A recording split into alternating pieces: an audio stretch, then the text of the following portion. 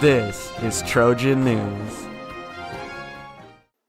Welcome to this edition of Trojan News. I'm Kay. And I'm Hunter, and we'll be your hosts for today. WHS and its agriculture programs have ways to deal with pollution. Trojan News journalist Oscar Quembeck has investigated this. The Worthington High School is largely filled with students ranging from those with European backgrounds to those of South American origin. There's a wide range of personalities, which leads to a wide range of perspectives. People in Worthington High School were asked about their experiences in pollution. One of them is Miss Martin, an agriculture teacher, who explained how agriculture classes can help reduce pollution and other things that may help. Here in the ag shop, for example, the air, because we have machines running when we're welding and stuff, so we do recycle the air, so people have cleaner air to breathe here. As far as a compost pile for our plants, we don't have that in class. Some of the plants that we have trays under, so you can see like right there, that collects the water. So those are some things that we do in class to recycle. Worthington High School Principal Mr. Brand speaks about the school's performance with managing resources. We got to be careful of how we use our resources, like in a lunchroom, trash and different things. We want to make sure that we're taking care of recycling, reusing what we can. I think in terms of our pollution from air quality stuff, there's probably not much from our school. I think we do a pretty good job. Ms. Martin has researched the impact of pollution, commenting on the Canadian wildfire and its impact. It has a huge impact. Okay, you have to remember that flowers aren't something just pretty to look at. They also provide a lot of food and medicine for us. So we have to have pollinators that can pollinate the flowers to produce the food and the medicines for us. And I was just looking at a study that was completed last month. I read about it yesterday. The effect of pollution on pollinators. So do you remember this past summer when we had those Canadian wildfires and it really smelled here? Okay, and they said, hey, put on a mask if you're going to be outside or stay inside. Well, our insects don't have that option. So they have to go out and be in that, and it's had a huge impact. The insects can't smell to go to the flowers to pollinate it. So yeah, it's an impact not only in just pollinating plants that we want to look at, but in our food supply. And 75% of the food we eat has to be pollinated by an animal, usually an insect, and 90% of wildflowers do. So Remember to always pick up your trash and find ways to help our community. This has been Easter from Trojan News. It's great to hear what people think about the pollution here at WHS. It was also especially nice to hear what Miss Martin in the Ag Department had to say. The Color Guard members are working hard, waving their flags and tossing their rifles for future parades. Carly Luong reports on the Color Guard season.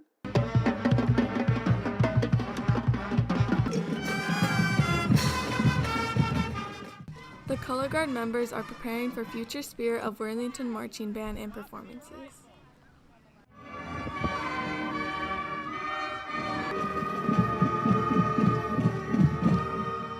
This year for the Color Guard, Sayuri Salazar, a former section leader, and Kaylee Bongchung share about the routines and how the new members are doing with the routines. I think this year it took pretty much like 2 weeks, but it was pretty much just learning it and just cleaning it up. A lot of them caught on a lot quicker, but some of them did have some difficulties learning. Just a lot of practicing and cleaning our routines, just going over small stuff and really just getting it in our bodies. And I'd say probably our rifle routine. Our rifle routine is pretty hard, and it's just a lot, especially for the new people in Color Guard, but we'll get it eventually.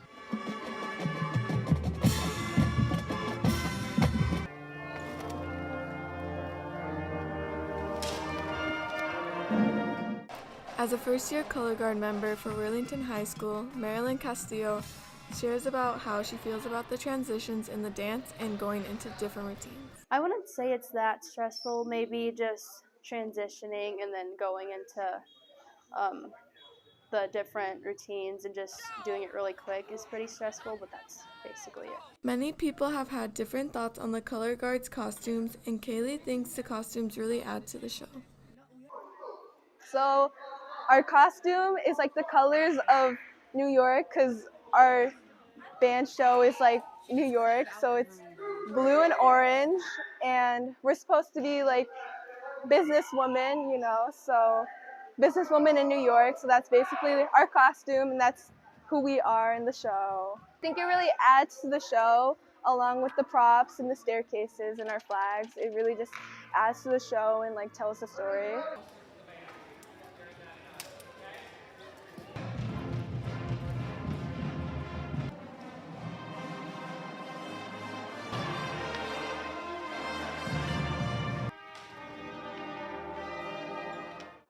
Let's cheer on our color guard members as they twist, toss, and twirl through the season.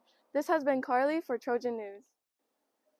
Wow, that's so cool seeing how they can just easily toss their props around. I sure hope they can have a great performance in San Diego. This past summer, a new Minnesota law has passed that made all school lunches free. Trojan News journalist Anthony Benz focuses on the effect it had on the WHS. School lunch is something most high schoolers have had a choice to eat or to not eat. But now that it's free, it has changed the opinions of many. School lunch has been made free for every student K-12 by Governor Tim Walz. It has gone into effect in July 1st, 2023, and all schools are expected to have free school lunch. This has also changed the way school lunch has been made. Lori Vanderveen, a lunch lady at Worthington High School, explains these changes. It has. We are now making more things from scratch, and so not as much processed food, and more choices. A lot of people like that lunch is free now. Joel, a freshman in Worthington High School, shares his opinion on free school lunch. It's amazing. It can provide like free lunches to people that don't have lunch at home. You never know. But now that lunch is free, a lot more people are going to lunch. I think they should have more than those 2 lines that we already have because it takes a lot of time from our eating time, and yeah, we need more than 2 lines. I mean. Some people don't eat school lunch altogether. They go out to eat, which is only a privilege that juniors and seniors have. Betsabeth Pina shares why she goes out to eat. I don't know, there's more variety outside, I guess, and sometimes the school lunch is a little questionable, but it's all right.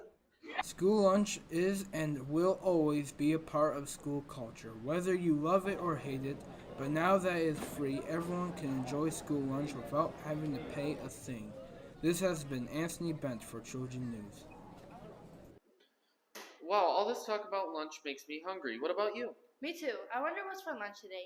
Students at WHS have different opinions about advisory. Is it helpful?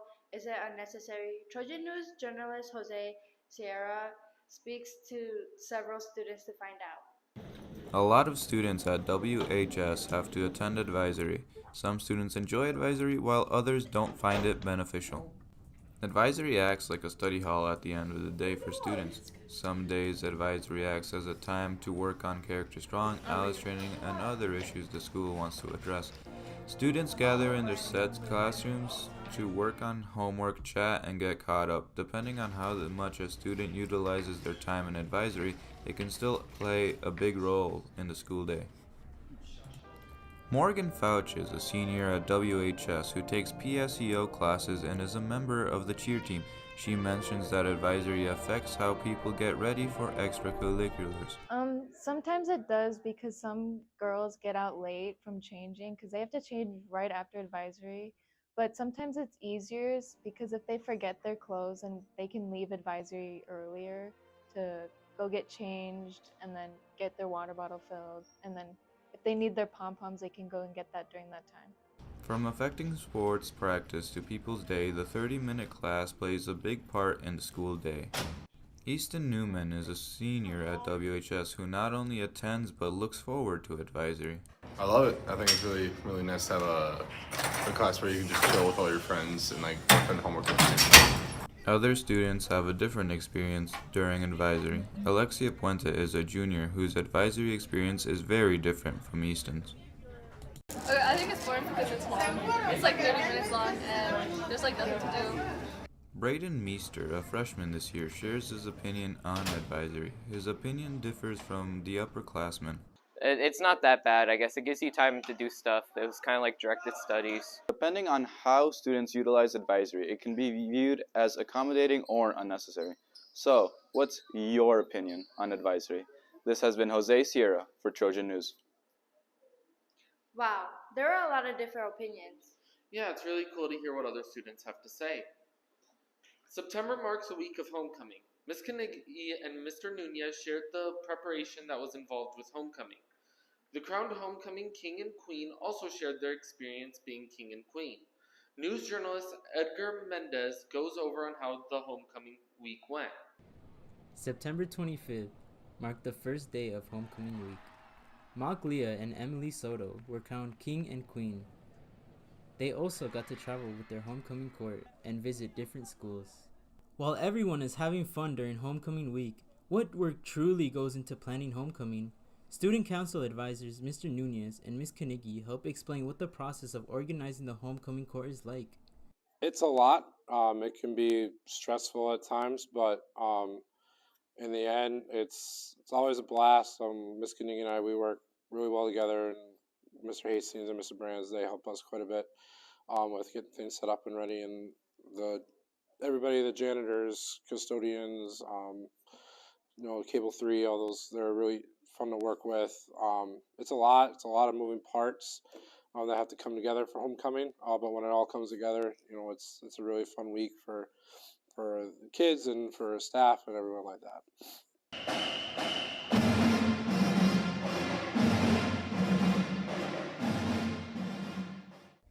The courts were based on student votes, and the student with the highest votes were picked to be on the freshman, sophomore, junior, and senior court. Ms. Carnegie further explains the process of how homecoming is planned. The theme is decided before the school year starts because homecoming comes so fast, and we have to make sure we get voting in. So we pick a theme. From there, they decide like the dress-up days. We have to make the ballots for voting, which takes time. The king and queen also share their own experiences. My initial reaction when I was really surprised. I wanted to poop my pants. Oh, it was really awesome. I really love the kids. I love seeing my old teachers. It was a good experience. Yeah, I felt like representing the school was kind of a big deal. Yeah, it was pretty meaningful. I was surprised when I won. I didn't think I was going to win at all. And then when I got the crown, I was just like, oh! It was nice, actually. It was fun hanging out with the little kids. Like the middle school and stuff. The pep fest was really fun too. I love that. That just means I'm really cool. Maybe one of you guys or myself can be crowned for next year's homecoming court. This has been Edgar Mendez for Trojan News. Hopefully next year I could be part of the homecoming court. Yeah, hopefully. Maybe you'll even be crowned queen. Thanks for watching Trojan News. This has been KA and Hunter. See you next time.